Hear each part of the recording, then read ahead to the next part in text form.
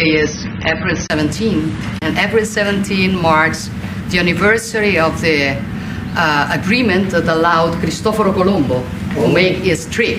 And I say to remember how ancient are our ties, but also to remind that we both share another fight, which is the fight against the woke and ADI ideology that would like to erase our history. And as I know that we share lots of things on tackling illegal migration, on fighting against synthetic drugs. You know, Italy has been one of the nations that made a plan against fentanyl, for example. But we have been talking about many bilateral topics and things that we can do together, about defense, about economic, about space, about energy. Italy will have to increase its LNG imports, and also nuclear that we are trying to develop. I think there can be ways to work together, and the Italian enterprises will invest, as they've been doing for many years, as you know, in the next years, I think around 10 billions. That shows how interconnected our economies are. And that's very important, Mr. President. It's not only about Italy, it's about the entire Europe. The exchange between us is a very big one. Investments, trade, it's a topic that we are discussing in this week.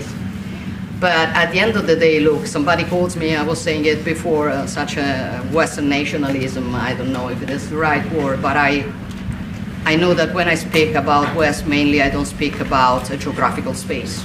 I speak about a civilization. And I want to make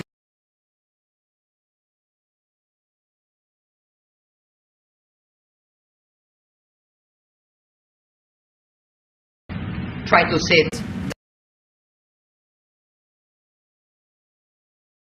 for having accepted an invitation to pay an official visit to Rome in the near future, and consider possibility in that occasion to meet also with Europe. The goal for me is to make the West great again. Okay, and I think we can do it together. We can. We will keep on work on that. I'm going to close. I want to say only, I'm proud of sitting here as Prime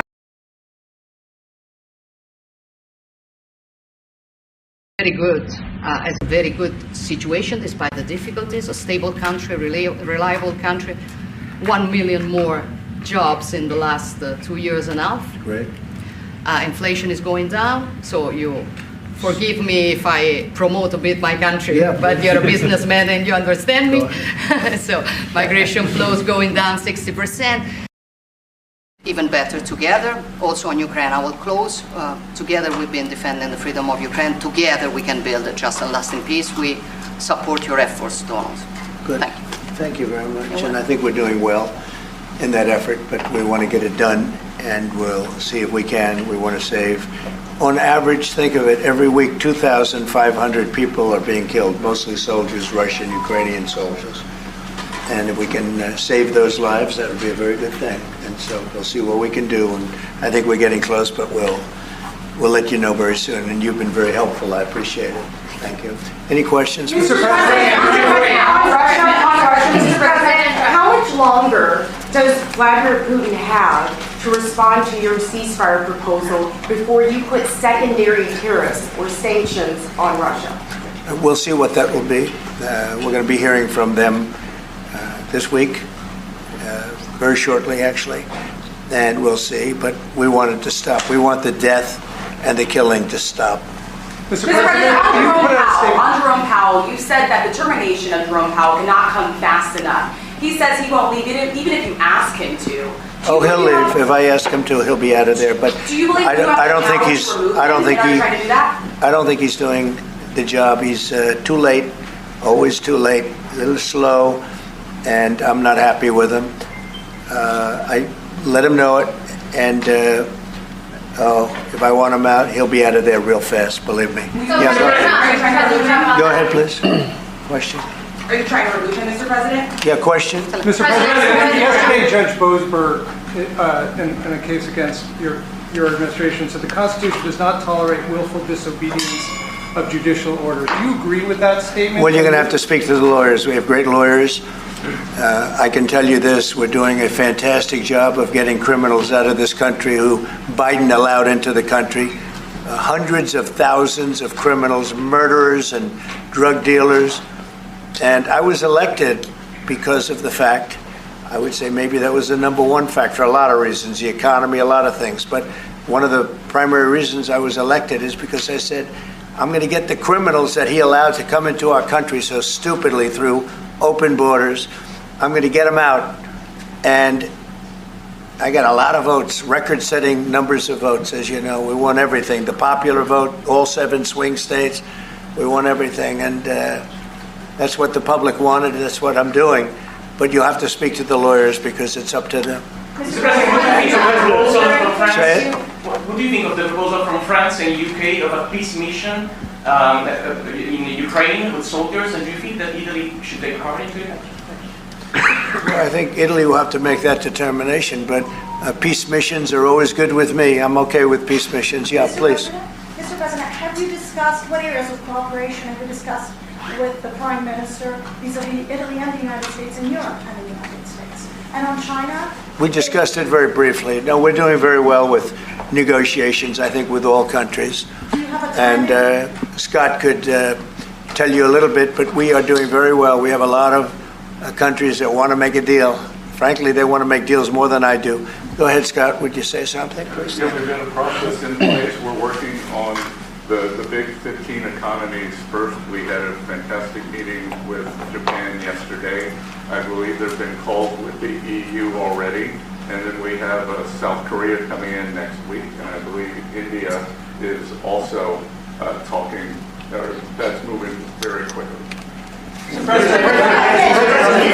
ahead. Ukraine's President Zelensky has said he has evidence that China is supplying weaponry or ammunition to Russia. Do you have any evidence along those lines? And also, he said we could see a minerals deal signed this week. Is that? Well, we have a minerals deal, which I guess is going to be signed on Thursday, Scott, next Thursday, soon. And I assume they're going to live up to the deal, so we'll see. But we have a deal on that. No, I have no comment on that. I have no idea. That's his statement, not mine. Mr. President, there were reports that you waved off an Israeli attack on Iranian nuclear facilities. Can you comment on that? Is that accurate? And they say the attack is what? That you waved off an Israeli plan to attack Iranian nuclear facilities. I wouldn't say waved off. I'm not in a rush to do it because I think that Iran has a chance to have a great country and to live happily without death. And I'd like to see that. That's my first option. If there's a second option, I think it would be very bad for Iran. And I think Iran is wanting to talk.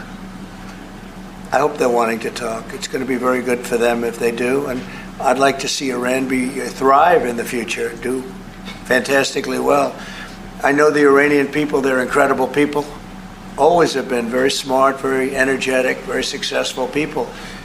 And I don't want to do anything that's going to hurt anybody. I really don't. But Iran can't have a nuclear weapon. It's, pretty simple. It's really simple. We're not looking to take their industry. We're not looking to take their land. All we're saying is you can't have a nuclear weapon.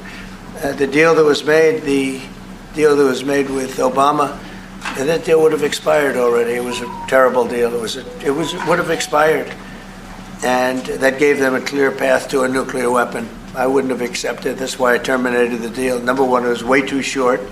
When countries are involved, you don't make short-term deals. These are countries with long lives. And I terminated that. And it was a great termination because it didn't allow us to do anything once it terminated. You know what the deal was. It was a terrible deal. Really, one of many terrible deals made by the U.S. But no, I'd like to see Iran thrive. And they can do that, I think, very easily, or they can do it the other way, and the other way is not going to be good for them. It's going to be really bad for them. President,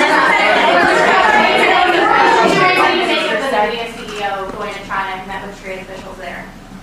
Well, Jensen's an amazing guy. He's become a friend of mine, and I don't know, he's a person that's very proud of our country. He loves our country. I'm not worried about Jensen at all.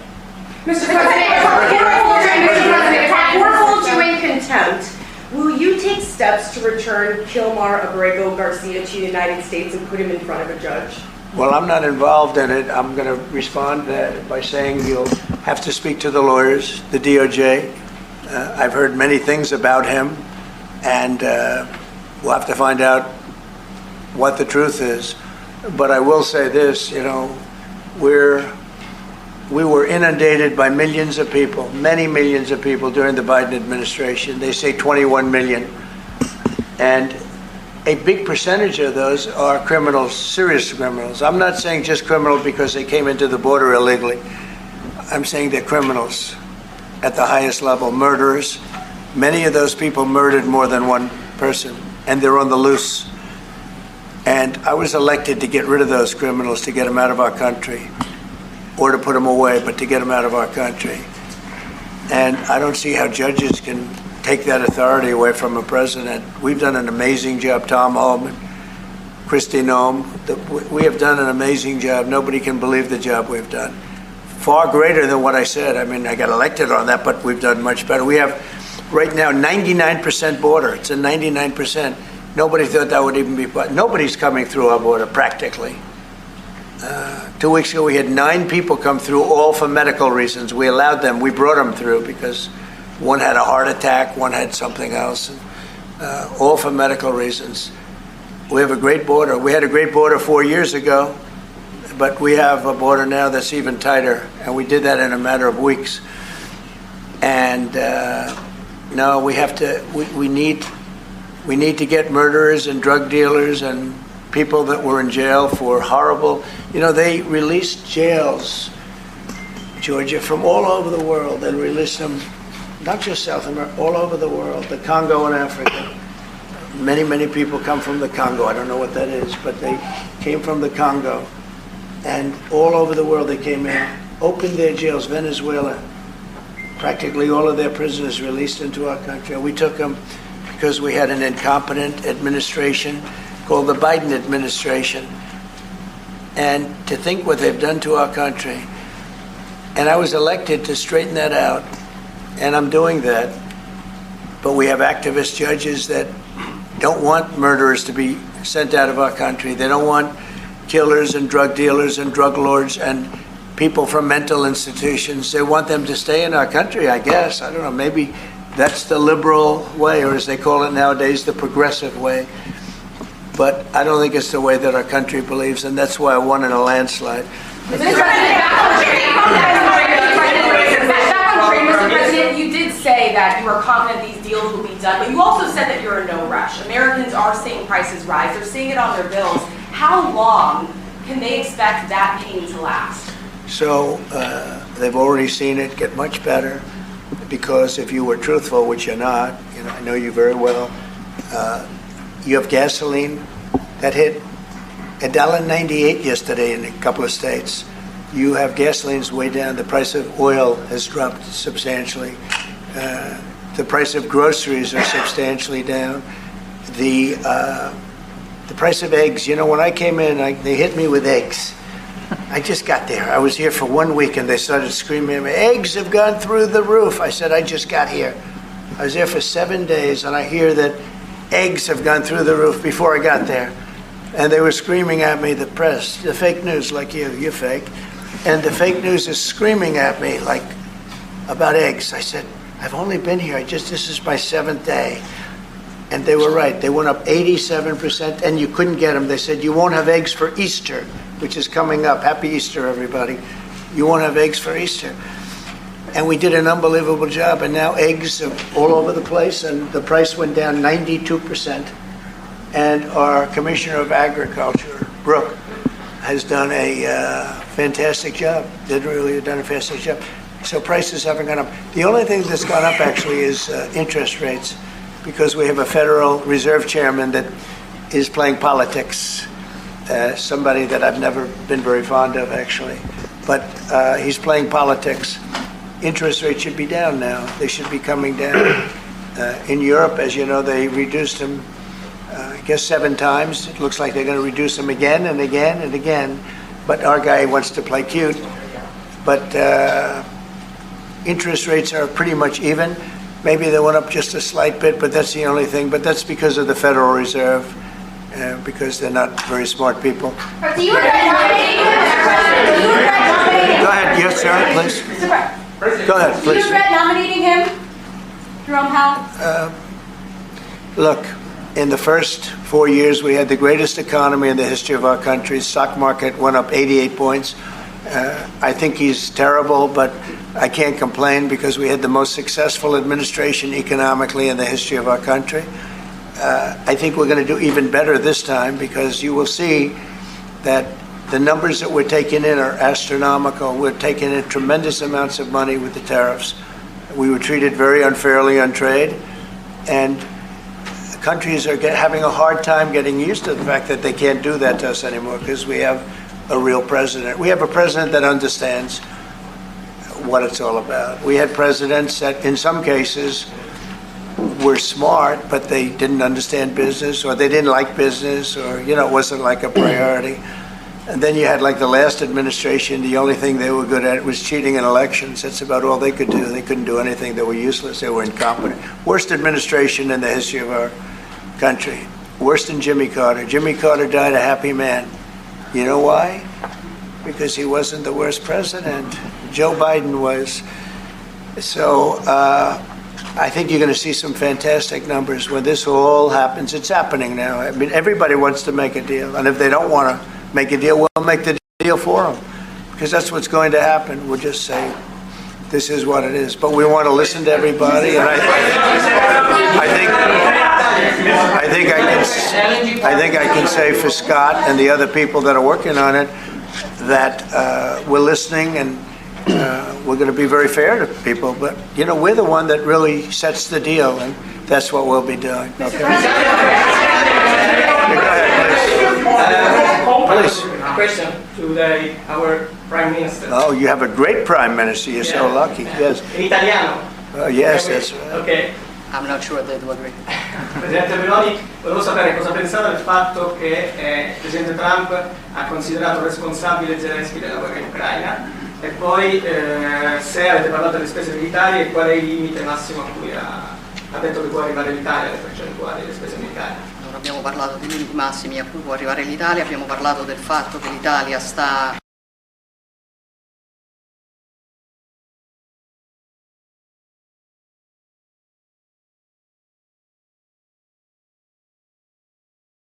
ma non abbiamo parlato poi di quanto va aumentata questa percentuale, anche se siamo ovviamente consapevoli che insomma, il tema della difesa sia un tema particolarmente importante di questo tempo. Per quello che riguarda la guerra in Ucraina, lei sa come la penso che ci sia chiaramente ci sia stata un'invasione e che l'invasore da quel punto di vista fosse Putin e la Russia, ma non è questo che oggi quello che rivela è il fatto che insieme vogliamo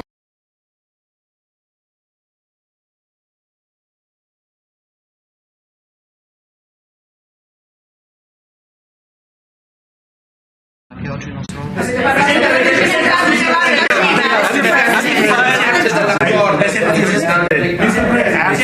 That was so beautiful. What did she say, please? No, I mean, it sounded great. It was beautifully presented. Maybe I could hear what she said. Go ahead. It was about asking. Guys, Hold it. have some respect, please. Thank you. No, wait. Deve tradurre. I want to hear what... Go ahead.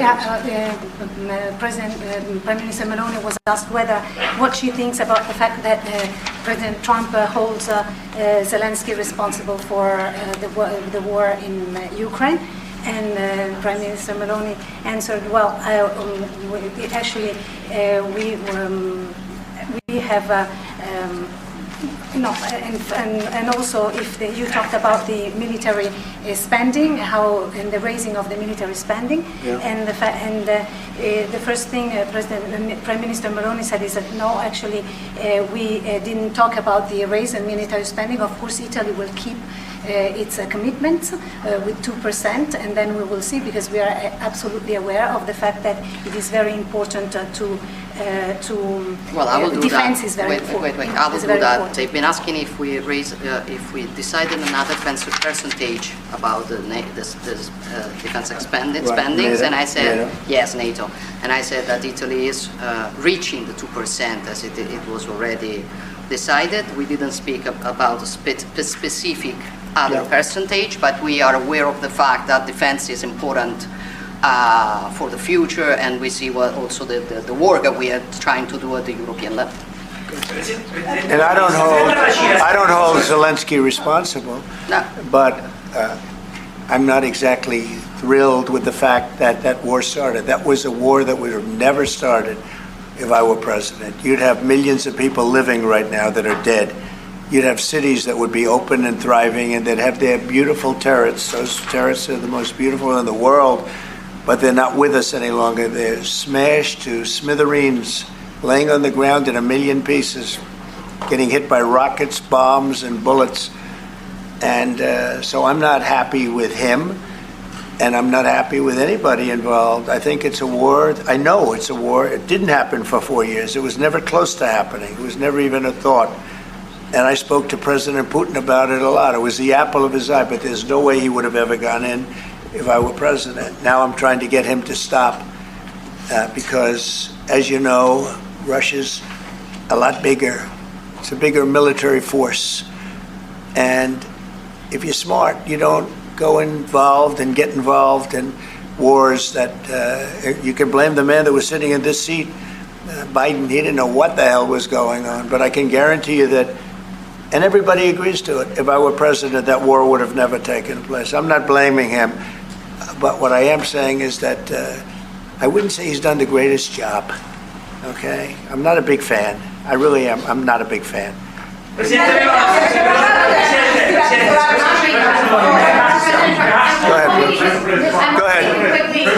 ahead.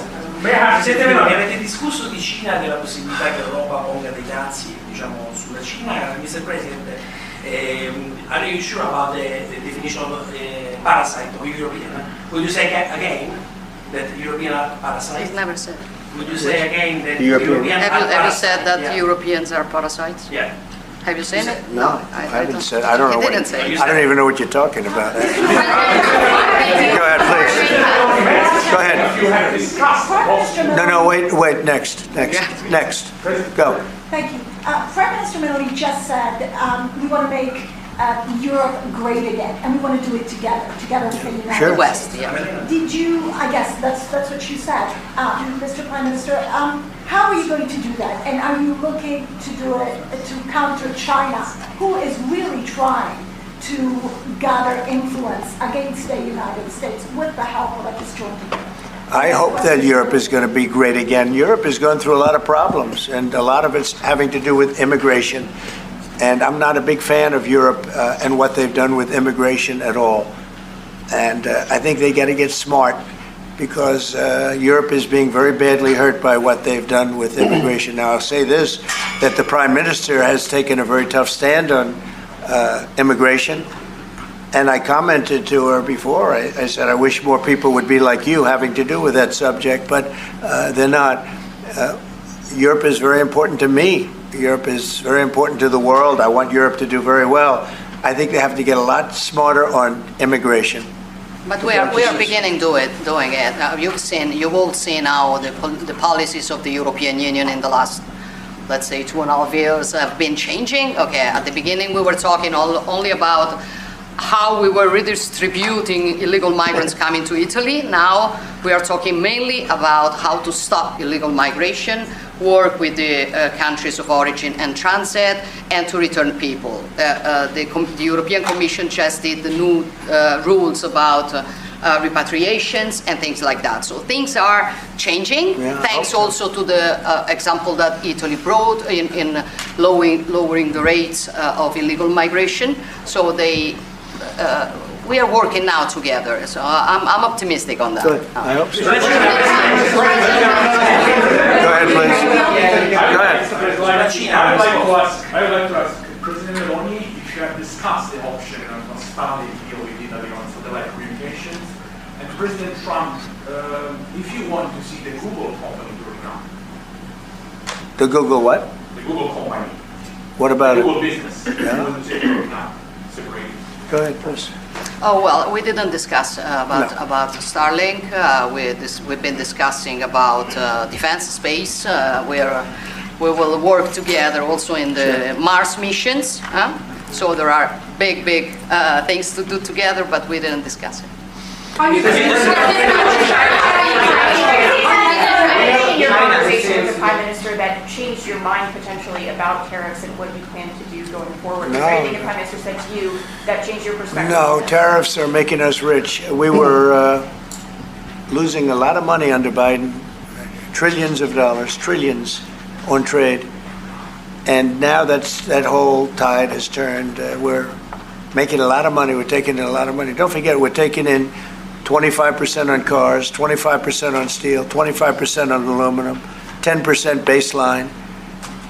We put penalties on China for sending us fentanyl. We put penalties on Mexico and Canada, 25% for allowing fentanyl and allowing the borders to be weak. No, we're taking in billions and billions of dollars while I sit here and talk to you. And we didn't take in anything before, other than the tariffs that I put on previous to Biden, which were the tariffs I put on China, where we took in, up until this point, probably $700 billion. They were Trump tariffs. He tried to weaken them. He did everything he could. You know, he got paid money by China, right? The family got paid money. He did. And so I don't know, maybe that was the reason, or maybe it wasn't, but he tried to weaken them, but he couldn't, because there was so much money that his budgets, you know, they couldn't stand not doing it. But I took in the, up till this point, my tariffs on China. Nobody ever took in 10 cents from China. No other president took in 10 cents. I took in more than $700 billion from China. So we're doing very well. I mean, our country's doing very well. They had a bad report today from one of the healthcare companies that had an impact on the stock market. But this isn't about that. This is really, we're building a base. We're building a country like no other. And again, I had the strongest economy in the history of our country by far, history of any country probably, but the history of our country in 4 years. And I think this has a chance to be much better. Can you just clarify on the mineral deal? Will that be signed here at the White House with Ukraine on Thursday? Will President Zelensky be coming here for that? I don't know exactly. I'm going to leave that to Scott. What do you think? Where would it be signed and when? Yeah, we're still working on the details. We're shooting for around April 26th. Is there any more details that you could tell us about what's in that deal and how it came together? It's substantially what we agreed on previously. When the president was here, we had a memorandum of understanding. We went straight to the big deal, and I think it's an 80-page agreement, and that's what will be signed. President Trump, on rate cuts, can you clarify on rate cuts, do you intend to seek Powell's firing if he doesn't change his stance on rate cuts? Or is that on the table, or is that? Well, I think he should do the rate cuts, because I think if Europe has done it, it puts us at a disadvantage to Europe. I mean, he plays right into their hands. So I think he should do the rate cuts. We don't have really inflation now. I just said the major things are going down. Oil is great. Oil is way ahead of schedule. And that's because of our policies. But oil is down into the $60, $65 range now per barrel. And I told you, in certain states we have less than $2 for gasoline. And food is down. Groceries, as we call it, are down. Other than interest rates, everything's down. Interest rates are pretty flat. It's not that they're up, but we should be better than flat. We should, if he would lower the interest rate, I think it would have a good impact on that too. But the costs are down. We have very little inflation. I would say we have essentially no inflation. Hard to have inflation when oil goes down, and oil goes down. When Biden came in, oil went through the roof. That's what caused our problem. That and his very dumb spending. But when the oil prices go down, and they have gone down a lot, we've gotten it down really good. We've opened it up and we've gotten them down. And that means that people driving cars are going to be paying $2 and $2.50 instead of $4.50. And, you know, even at the end, they tried just for the purpose of the election to get it down. But they had really lost that sucker. That was really, it was not good. But if they had won, oil right now would be at $7 or $8 because of their policy. And we're going to be at about $2. Could be even a little bit less than that, and you're starting to see it. So I don't know how you can have inflation when oil has come down quite a bit. And I would say the Fed really owes it to the American people to get interest rates down. That's the only thing he's good for, and he would have an effect on that if he lowered them. And I think at some point he will. He's going to have a lot of political pressure. You know, they are political also. And I think there's a lot of political pressure for him to lower interest rates. Yeah? Yeah, go ahead. Sorry. Please. Do you think that Italy can be your best ally in Europe? And also, do you ever notice when you walk if you step on hands? Only if the Prime Minister remains the Prime Minister can it be our best. She's doing a great job. And yeah, certainly one of our great allies, not just in Europe, anywhere. She's a fantastic person and doing a great job, and our relationship is great. And we have a lot of Italians in this country, I tell you, and they like Trump, and they voted for Trump. Anyway, thank you very much, everybody.